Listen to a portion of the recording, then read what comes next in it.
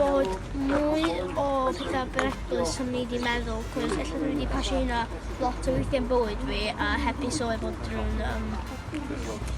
ddim yn ddiogel i fi. Peidio mynd yn agos i ochrau fan y môr, so yna'n gallu digwydd tir lwydriad. A dwi wedi dysgu fel i peidio mynd yn rhy bell.